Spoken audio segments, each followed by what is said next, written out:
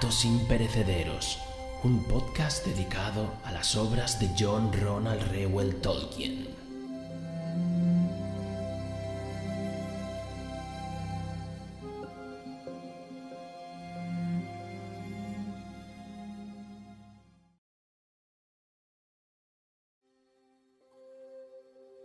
Muy buenas amigos y amigas, bienvenidos a un podcast más de Relatos Imperecederos. Mi nombre es Nathan y hoy os traigo un podcast bastante distinto. Como habéis podido ver en el título, vamos a hablar de los hobbits. Y cuando hablamos de los hobbits, estamos queriendo hablar de vida tranquila, de buen comer, de buenas costumbres y de tranquilidad, una vida completamente tranquila, fumar pipa, leer las cartas que van llegando el día a día y para ello en el relato de hoy pues vamos a cambiar totalmente de tercio. Estamos en Navidad, como sabéis, y claro, todo lo que veníamos haciendo anteriormente, hablábamos de los días antiguos, relatos sobre los días antiguos, del Silmarillion, grandes proezas, y digamos que la narración iba envuelta en ese misticismo, ¿no?, de lo que tienen las historias viejas. Y para ello, pues en este relato vais a ver que incluso podría llamarse que lo narra otro personaje, podría ser el nacimiento de un personaje narrativo, pues más enfocado a los hobbits. La música incluso es mucho más alegre, mucho más, como podría decirse, pues hecha allí en Hobbiton. La verdad es que la música es muy... ya lo vais a ver. Ya dejadme en los comentarios qué os parece, qué os ha parecido el relato cuando lo hayáis acabado y oigo sugerencias. Básicamente oigo sugerencias por si tenéis alguna idea y queréis exponerla. Estoy abierto a ideas. Pero vamos allá, vamos con el texto. El texto ha sido extraído básicamente del Señor de los Anillos. Conforme abrimos el libro del Señor de los Anillos, la Comunidad del Anillo, antes del libro primero tenemos, digamos, una introducción, ¿no?, y nos cuenta un poco de qué son los hobbits, quiénes son los hobbits, perdón, de dónde vinieron, cuáles eran sus costumbres. Pues está extraído de ahí, concretamente el capítulo 1, que pone de los hobbits, y también he querido añadir el segundo, que habla de la hierba para pipa, porque creo que son ambos hablan perfectamente de dónde vinieron, cómo se trasladaron después al oeste cruzando las montañas, y de cosas muy interesantes, la verdad. En una frase o dos completas, en dos líneas, nos habla de la batalla de Fornost y de mucha más información que no quiero desvelaros aquí por si no lo habéis leído. Todo esto es lo que concierne al relato de hoy, pero también anunciaros que el día 24 vamos a hacer un especial de Navidad en el cual vamos a hablar del libro de las cartas para Papá Noel, que hace poco, 3 semanas o así, o tal vez un mes, no lo sé, Minotauro sacó una nueva edición que yo la pude adquirir, me la leí en cuestión de 3-4 días. Y la verdad es que es una auténtica maravilla. He escogido los mejores relatos, los hubiera escogido todos, la verdad, porque son una auténtica maravilla. Como Tolkien se hacía pasar por Santa Claus y durante los años 1920 hasta el 1943, todos los años enviaba a sus hijos una carta de Navidad. Y bueno, les iba contando las historias que hay en el Polo Norte, haciéndose pasar por Santa Claus, pues iban aconteciendo, y la verdad es que es una auténtica maravilla. La edición del libro es una auténtica pasada. Recordar, día 24 de diciembre, especial de Navidad. Luego también tendremos la subida del relato exclusivo para mecenas en iVoox, y es posible que a lo mejor caiga algún relato más, ya veremos. Esto no lo tengo muy claro porque, bueno, tengo días libres en el trabajo, con lo cual igual podré grabar algo más, pero no es seguro, ¿vale? Así que nada, recordaros las redes sociales, por favor. YouTube, hay gente que no se suscribe, por favor, hay que apoyar el canal para al menos poder llegar a 1000 suscriptores y así poder subir una foto, subir algún tipo de noticia para anticipar lo que se viene. A la gente de YouTube, o una de dos, o hago vídeos informativos de lo que se viene, o la gente está ahí un poco en un limbo. A la gente de YouTube lo que podéis hacer es pasaros a Facebook, que allí, pasaros a Facebook no, a visitar el Facebook, porque allí pongo más noticias.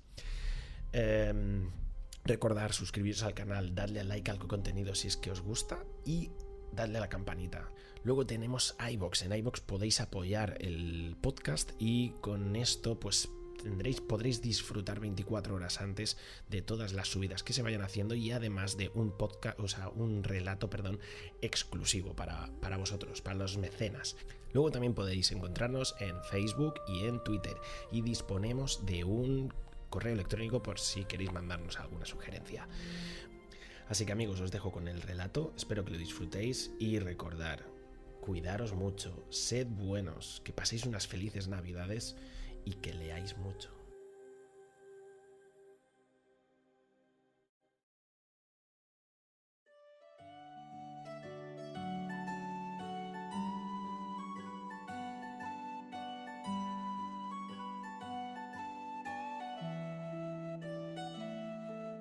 Los hobbits son un pueblo sencillo y muy antiguo, más numeroso en tiempos remotos que en la actualidad.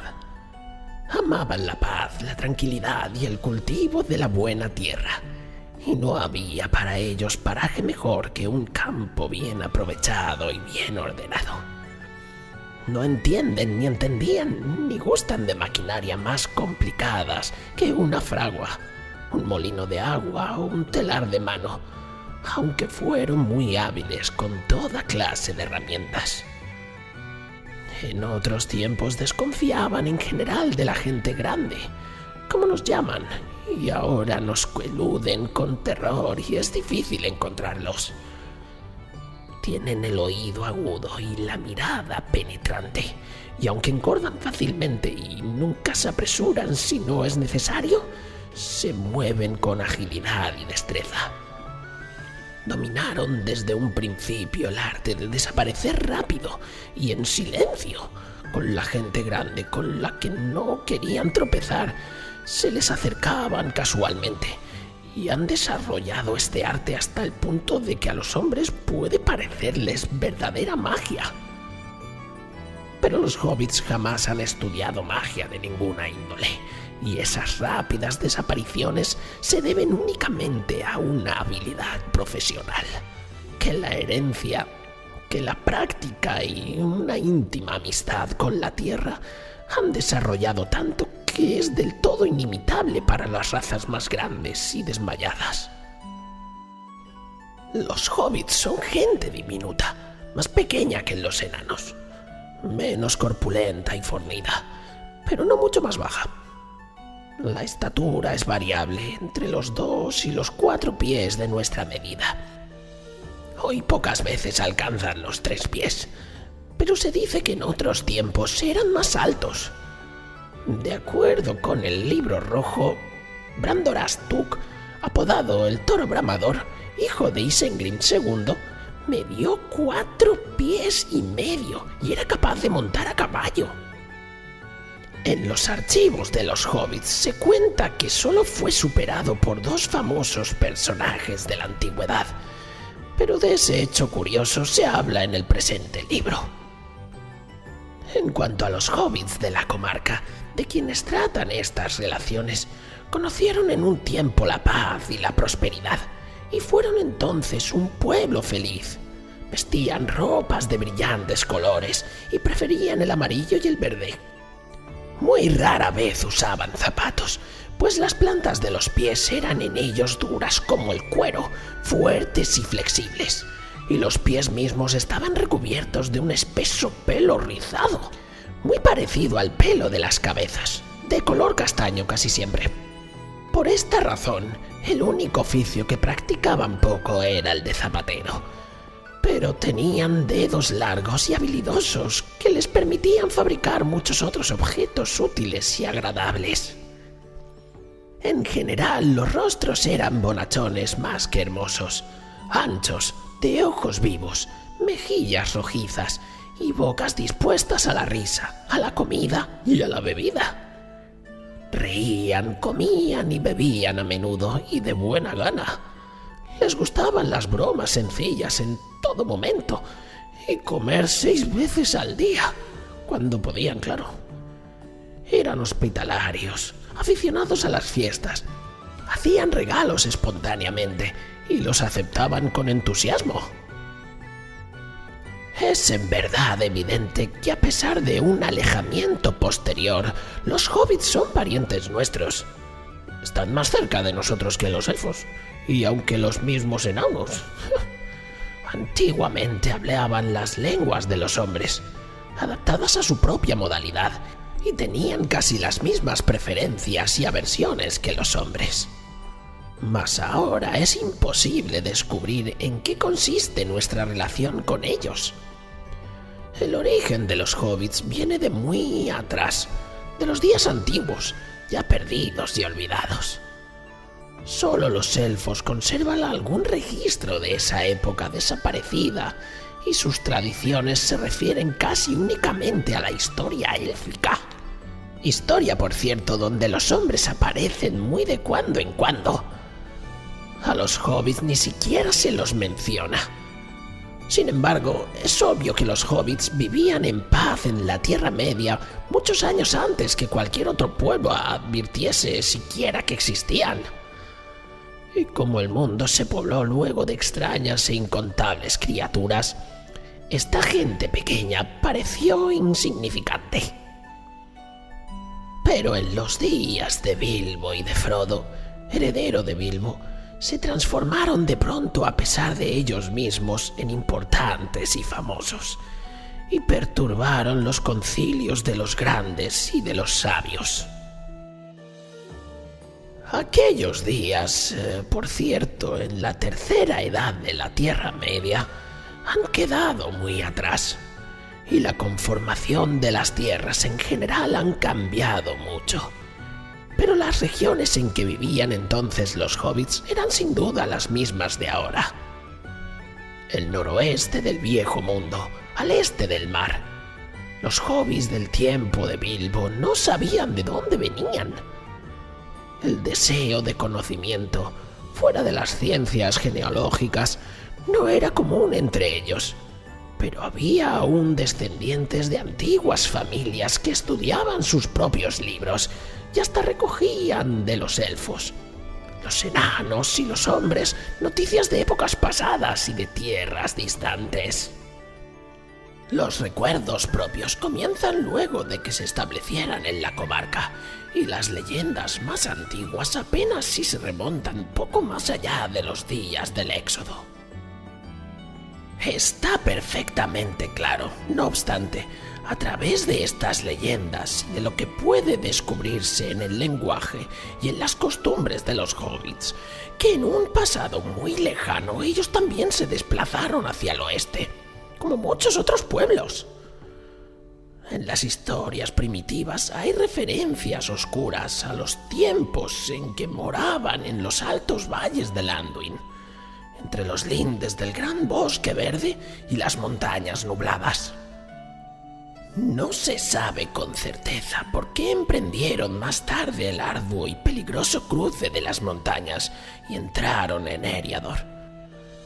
Los relatos hobbits hablan de la multiplicación de los hombres en la tierra y de una sombra que cayó sobre la floresta y la oscureció, por lo que fue llamada desde entonces el Bosque Negro. Antes de cruzar las montañas, los hobbits ya se habían dividido en tres ramas un tanto diferentes. Por un lado estaban los pelosos, los fuertes y los albos. Los pelosos eran de piel más oscura, cuerpo menudo, cara lampiña y no llevaban botas. De manos y pies bien proporcionados y ágiles, preferían las tierras altas y las laderas de las colinas. Los fuertes eran más anchos, de constitución más sólida. Tenían pies y manos más grandes. Preferían las llanuras y las orillas de los ríos. Los albos, de piel y cabellos más claros, eran más altos y delgados que los otros. Amaban los árboles y los bosques.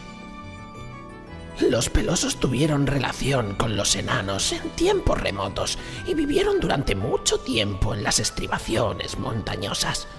Fueron los primeros en desplazarse hacia el oeste y vagabundearon por Eriador hasta la cima de los vientos, mientras los otros permanecían en las tierras ásperas. Eran la especie más numerosa, representativa y numerosa de los hobbits, y también la más sedentaria, y la que conservó durante más tiempo el hábito ancestral de vivir en los túneles y en las cuevas. Los fuertes vivieron muchos años a orillas del río Grande, el Anduin, y temían menos a los hombres. Vinieron al oeste después de los Pelosos y siguieron el curso del Sonorona hacia el sur. Muchos de ellos vivieron un tiempo en Tezarbad y los límites de las tierras brunas antes de volver al norte. Los albos, los menos numerosos, eran una rama nórdica, más amiga de los elfos que el resto de los hobbits, y más hábil para el lenguaje y los cantos que para los trabajos manuales. Siempre habían preferido la caza a la agricultura. Cruzaron las montañas al norte de Rivendell y descendieron el Fontegris. Muy pronto se mezclaron en Eriador con las ramas ya establecidas allí, pero como eran más valientes y más aventureros, se los encontraba a menudo como jefes o caudillos en los clanes de los Pelosos y los Fuertes. Todavía en tiempos de Bilbo, el fuerte carácter albo podía descubrirse aún en las grandes familias, tales como los Took y los señores del país de los Gamos. En las tierras occidentales de Eriador, entre las montañas nubladas y las montañas de Lund, los hobbits encontraron hombres y elfos. En efecto, todavía moraba allí un resto de los Dúnedain, los reyes de los hombres que vinieron por el mar desde Oesternés.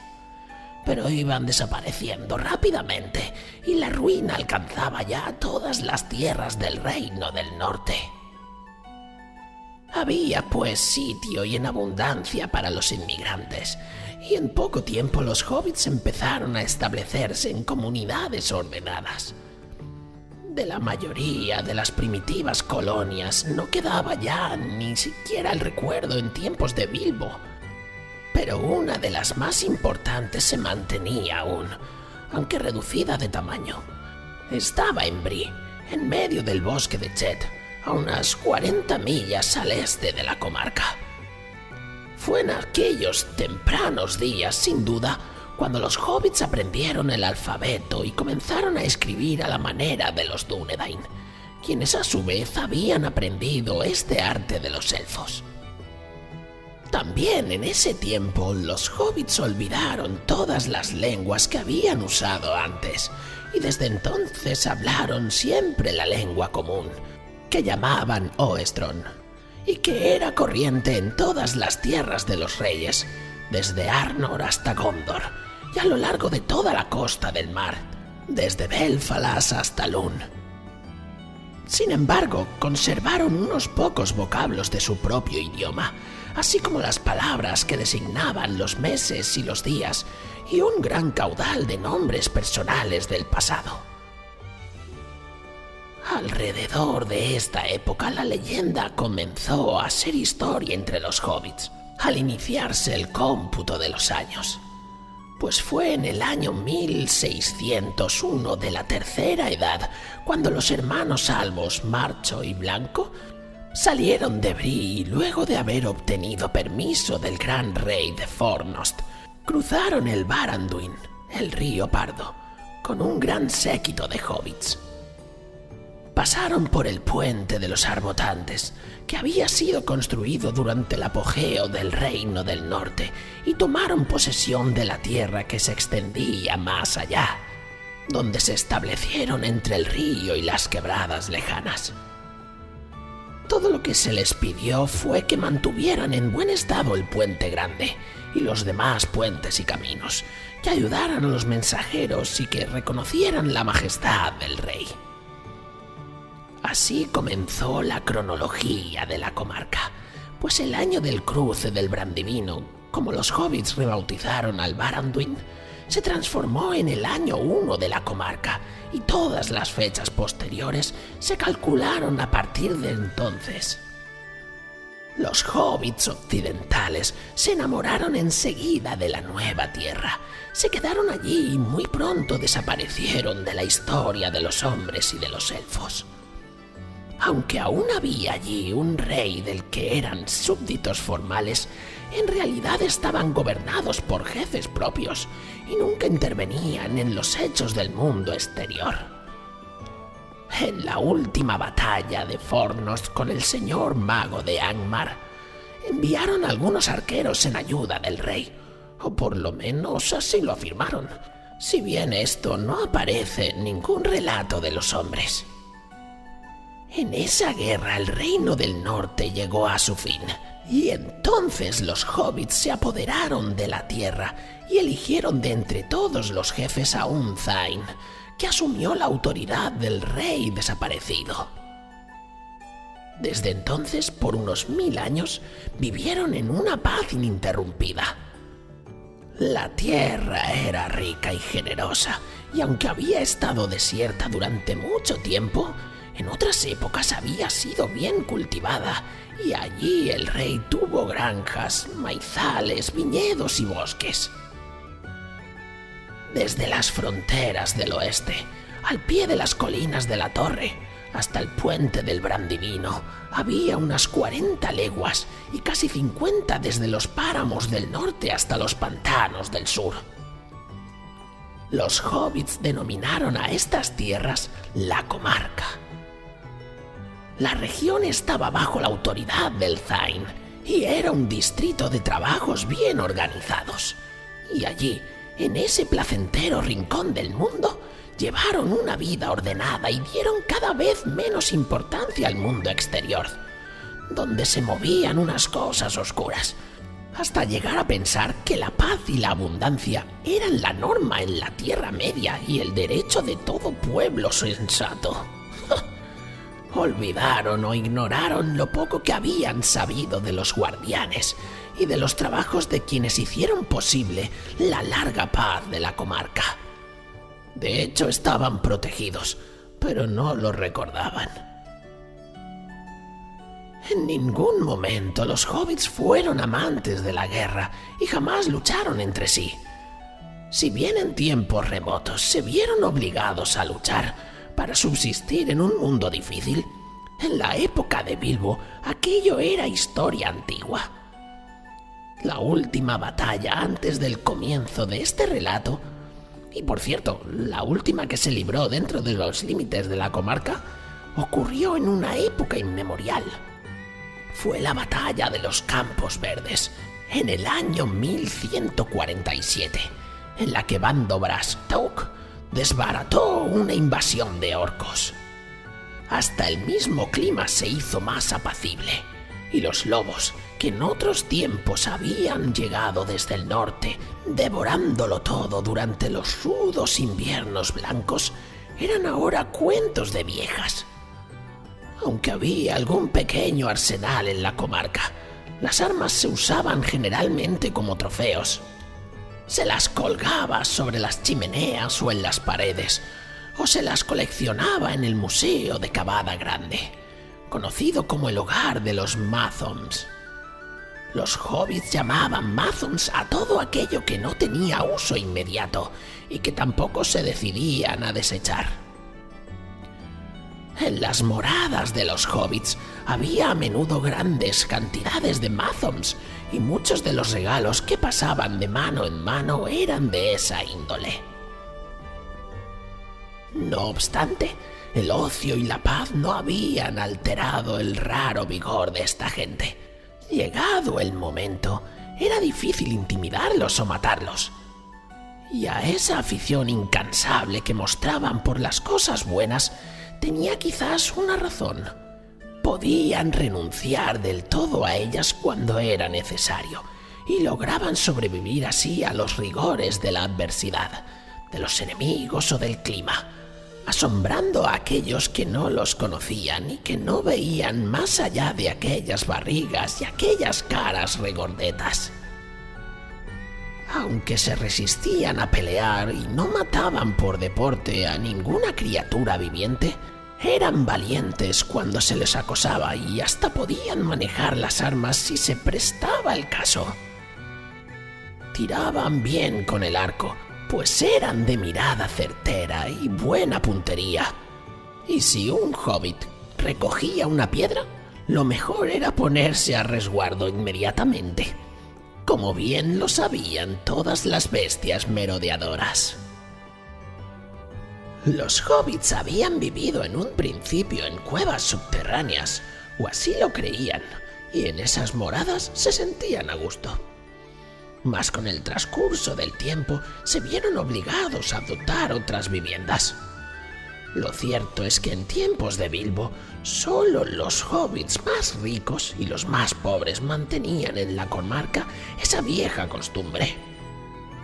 Los más pobres continuaron viviendo en las madrigueras primitivas, en realidad simples agujeros, con una sola ventana o bien ninguna, mientras que los ricos edificaban versiones más lujosas de las simples excavaciones antiguas.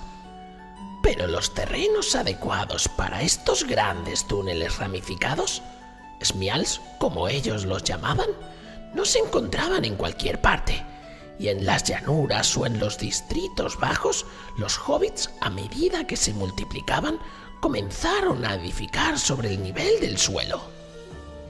En efecto, hasta en las regiones montañosas y en las villas más antiguas, tales como Hobbiton o Alforzada, o en la vecindad principal de la comarca, Cavada Grande o en Quebradas Blancas, había ahora muchas casas de madera, ladrillo o piedra.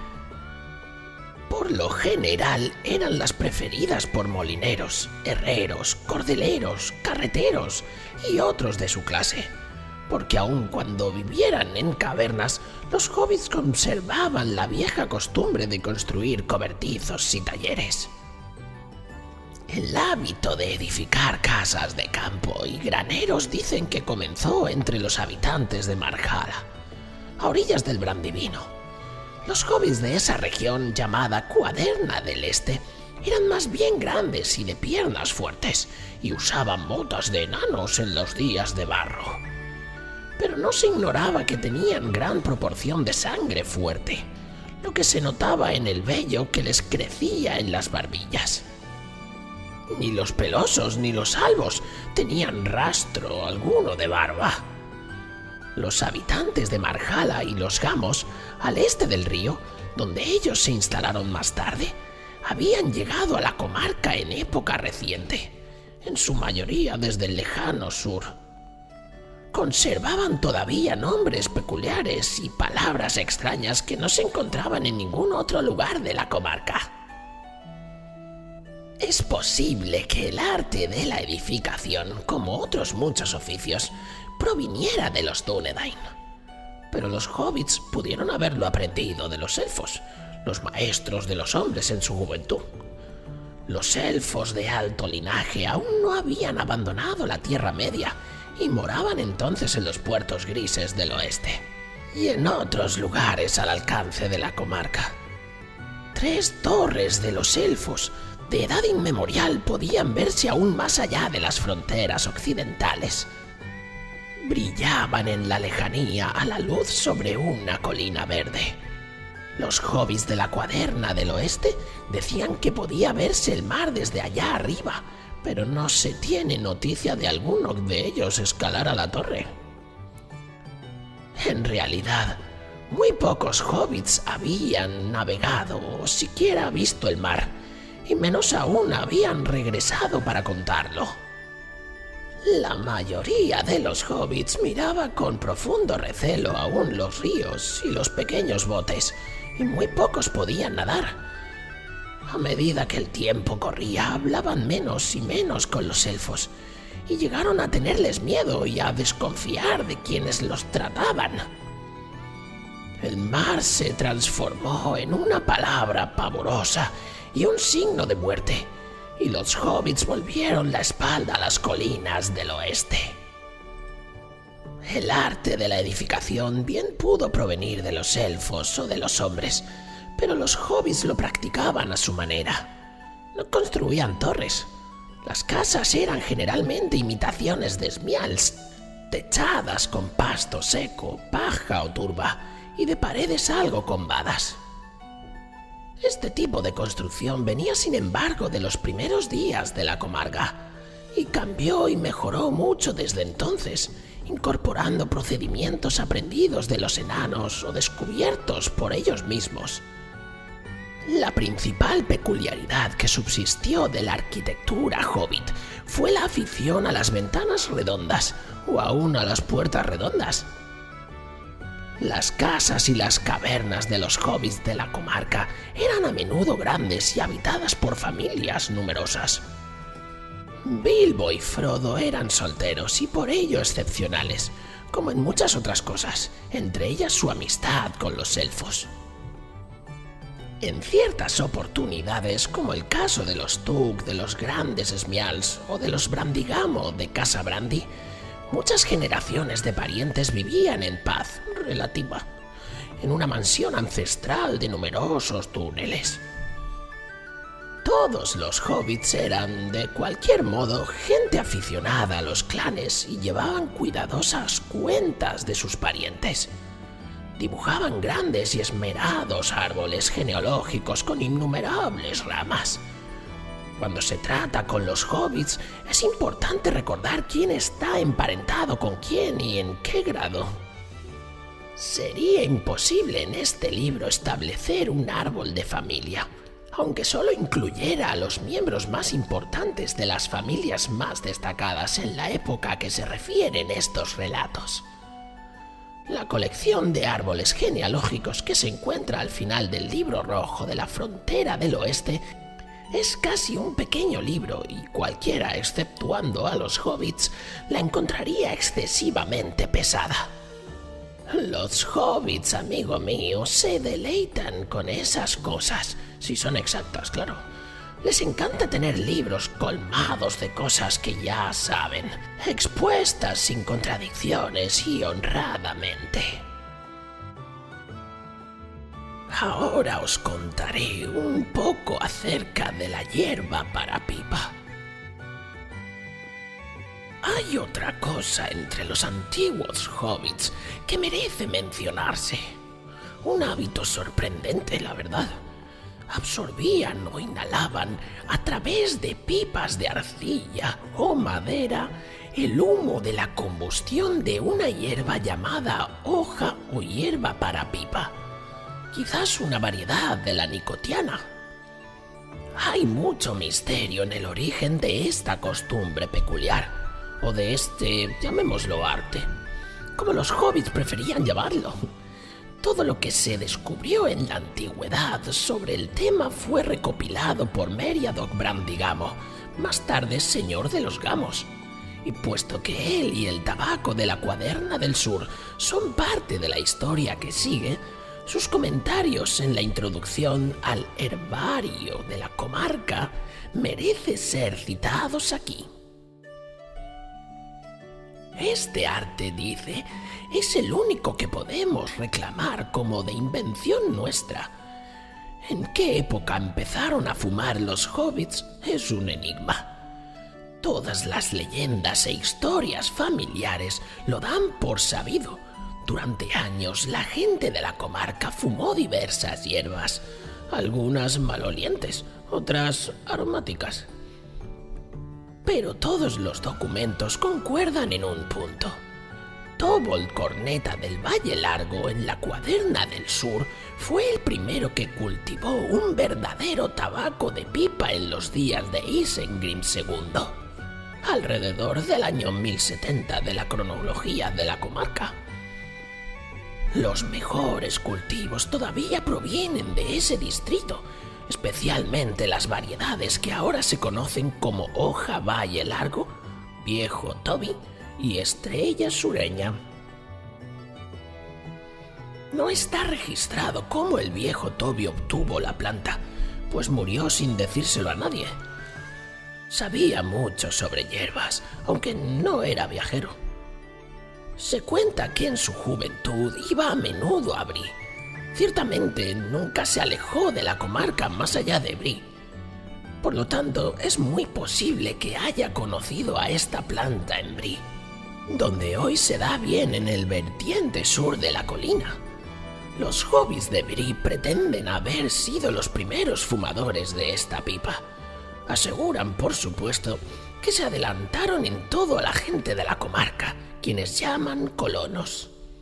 Pero en este caso la pretensión es, a mi entender, probablemente cierta, pues todo indica que fue en Bree donde nació el arte de fumar la verdadera hierba, y desde allí se extendió en el curso de los últimos siglos entre los enanos y algunos otros pueblos, como los montaraces, los magos y los vagabundos que iban y venían aún por aquella antigua encrucijada de los caminos. El centro y hogar de este arte se encuentra, pues, en la posada de Bree, el pony pisador, propiedad de la familia Mantecona desde épocas remotas. Al mismo tiempo, mis propias observaciones en los viajes que hice al sur me convencieron de que la hierba no es originaria de nuestra región, sino que vino del Anduin inferior hacia el norte, traída, creo yo, del otro lado del mar por los hombres de Oesterness. Crece en abundancia en Gondor, y allí es más grande y exuberante que en el norte, donde nunca se la encuentra en estado salvaje. Florece solo en lugares cálidos y abrigados, como el Valle Largo. Los hombres de Gondor la llaman Galenas Dulce, y la aprecian por la fragancia de las flores. Desde esas tierras la habrían llevado al norte remontando el Camino Verde durante los largos siglos que medían entre la llegada de Elendil y nuestros días. Pero hasta los Dúnedain de Gondor nos otorgan este crédito. Los hobbits fueron los primeros que la fumaron en pipa. Ni siquiera los magos la intentaron antes que nosotros, aunque un mago que conocí adquirió ese arte mucho tiempo atrás, mostrándose tan hábil como en todas las otras cosas a las que llegó a dedicarse. Y bueno, hasta aquí una pequeña historia sobre los hobbits. Espero que les hayan gustado, sobre todo sus costumbres, pues la verdad son un tanto peculiares. Id en paz, viajeros, y cuidad vuestros pasos en el camino. ¡Adiós!